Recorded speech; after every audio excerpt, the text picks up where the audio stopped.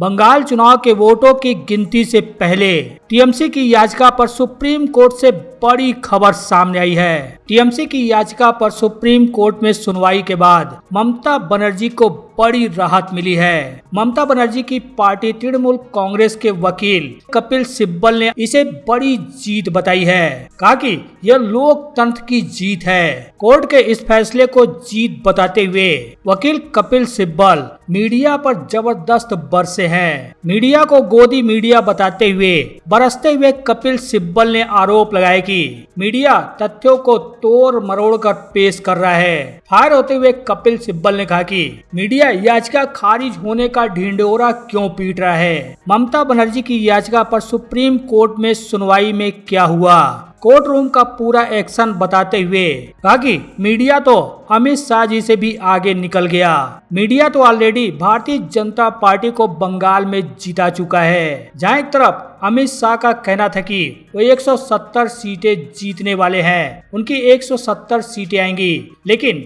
ये मीडिया वाले एक कदम और आगे निकलते हुए कह रहे हैं कि भारतीय जनता पार्टी को 190 सीटें आएंगी। कपिल सिब्बल ने कहा कि आप भाजपा को जितनी सीटें दिलवाना चाहते हैं सर्वे में दिखाते रहिए, लेकिन कोर्ट के आदेश को गलत मत बताइए। याचिका खारिज होने का ढिंढोरा मत पीटिए, ये बहुत ही दुर्भाग्यपूर्ण है। कपिल सिब्बल ने कहा कि यह हमारी जीत है कि अब काउंटिंग के समय केवल एक तरफा निगरानी नहीं होगी, बल्कि केंद्र और राज्य दोनों के सरकारी मुलाजिम वहां मौजूद रहेंगे।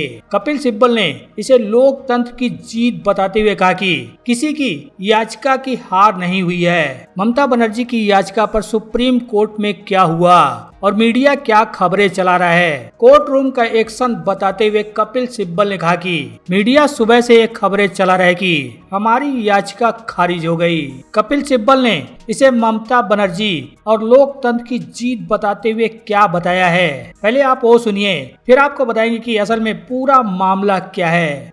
उसी सर्कुलर के अंतर्गत वो मैं पढ़ देता हूँ। वो कहता है कि from further a dedicated module is being incorporated in ECI net for randomization of counting personnel and generating of counting ID cards. The salient features of the proposed module are as follows. मतलब कि जो मोटी मोटी बात जो है circular के अंतर्गत उन्होंने कही है कि random selection of state government and central government employees from the respective personnel databases for counting duty. तो इसका मतलब ये हुआ, सर्कुलर कहता है कि आप एक केंद्र का भी नॉमिनी वहां रख लीजिए और एक राज्य का भी नॉमिनी रख लीजिए। जो सरकारी मुलाजम होगा केंद्र का भी होगा और राज्य सरकार का भी होगा, और ये नियुक्ति उनकी होनी चाहिए। तो हमने सुप्रीम कोर्ट में कहा कि देखिए उनका खुद का सर्कुलर कहता है चलिए आप सेंट्रल गवर्नमेंट नॉमिनी रखना चाहते हैं तो रखिए, लेकिन साथ साथ एक स्टेट गवर्नमेंट नॉमिनी भी रखिए, उसकी भी रैंडमाइजेशन नाम करके रखिए। तो सुप्रीम कोर्ट ने कहा कि आप तो वहां सर्कुलर चैलेंज कर रहे थे, तो हमने कहा कि अब हम सर्कुलर नहीं चैलेंज कर रहे, हम तो कहते हैं कि उसको लागू करें। तो अब हमें उम्मीद है, और सुप्रीम कोर्ट ने यह कहा कि, और ये ऑर्डर है कि the election commission will follow the circular issued by them both in letter and spirit. मतलब कि उस सर्कुलर को आप लागू करोगे, हाँ, और जो भी वहां लिखित है उसको लागू करोगे। और लिखित क्या है कि स्टेट गवर्नमेंट का नॉमिनी भी होगा और सेंट्रल गवर्नमेंट का नॉमिनी भी होगा, केंद्र सरकार का भी नॉमिनी होगा, राज्य सरकार का भी नॉमिनी होगा, जो दोनों गवर्नमेंट सर्वेंट होंगे। तो ये ऑर्डर हुआ है। जो मेन स्ट्रीम मीडिया चला रहा है वो ये है कि हमारी याचिका डिसमिस होगी, ये बिल्कुल गलत है और ऐसा होना नहीं चाहिए। अब ठीक है, आप गोदी मीडिया हो, आप उनकी गोद में बैठे हो, लेकिन इतना भी मत बैठो, मतलब कि सही जानकारी तो दो। इतना तो आप ऑलरेडी इनको जिता चुके हो, भाजपा तो आप जिता ही चुके हो, क्योंकि जब अमित शाह जी कहते हैं 170 सीटें आएंगी तो तुम कह रहे हो 190 आएंगी, तो तुमको तो बढ़ा चढ़ा के आप कर चुके हो। ठीक है, ये तो आपका नेचुरली आपका कुछ होगी बात जो हमें नहीं मालूम, केवल आप ही को मालूम है, और अगर हमें मालूम भी है तो हम कह भी नहीं सकते, क्योंकि हमें भी मालूम है कि आपको भी मालूम है और हमें भी मालूम है। ये असलियत है, ये ऐसा ठीक नहीं है। और साथ साथ में मुझे ऐसा लग रहा है, क्योंकि ऑलरेडी तो एक माइक्रो ऑब्जर्वर है ही सेंट्रल गवर्नमेंट नॉमिनी का, तो आप दूसरा क्यों चाहते हैं? और अगर चलिए आप रख भी रहे हो तो फिर एक राज्य सरकार का भी नॉमिनी रखो, जो आपका सर्कुलर का खुद कहता है।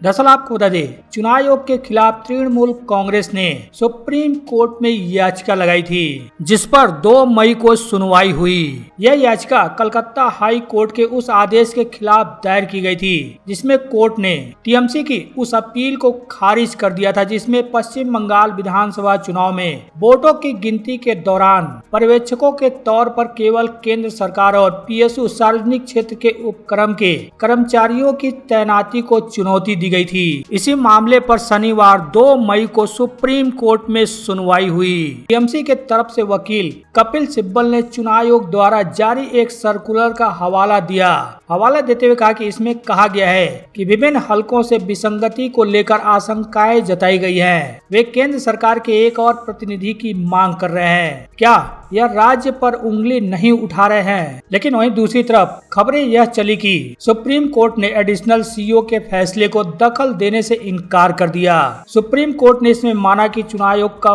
परिपत्र नियमों के विपरीत नहीं है। हालांकि सुप्रीम कोर्ट ने तृणमूल कांग्रेस को एक राहत जरूर दी। सुप्रीम कोर्ट ने अपने फैसले में साफ साफ इस बात का जिक्र किया कि बंगाल चुनाव में मतगणना के दौरान टीएमसी का प्रतिनिधि मौजूद रहेगा। सुप्रीम कोर्ट के इसी फैसले को लेकर मीडिया में तमाम तरह की खबरें चली कि तृणमूल कांग्रेस को सुप्रीम कोर्ट से बड़ा झटका। सुप्रीम कोर्ट ने तृणमूल कांग्रेस की याचिका पर कोई आदेश नहीं दिया।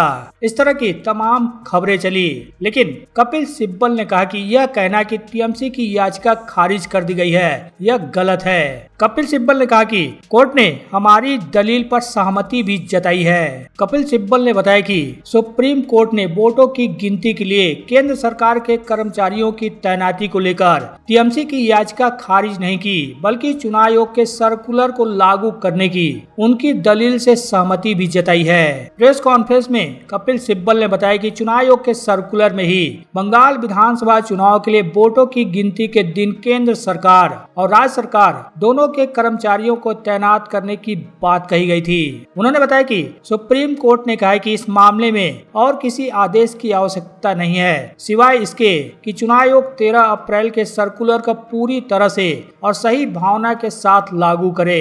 उन्होंने बताया कि चुनाव आयोग का अपना नियम कहता है कि काउंटिंग के लिए राज्य सरकार और केंद्र सरकार दोनों के कर्मचारियों का रैंडम सिलेक्शन होगा। सुप्रीम कोर्ट ने हमारी इसी तर्क को स्वीकार किया और स्पष्ट आदेश दिया है कि इलेक्शन कमीशन अपने द्वारा जारी किए गए सर्कुलर का अक्षरशः पालन करेगा। इसका मतलब है कि बूथ पर सिर्फ केंद्र का ही नहीं बल्कि राज्य सरकार का नॉमिनी भी मौजूद रहेगा। कपिल सिब्बल ने इसे अपनी जीत यानी तृणमूल कांग्रेस की जीत बताया।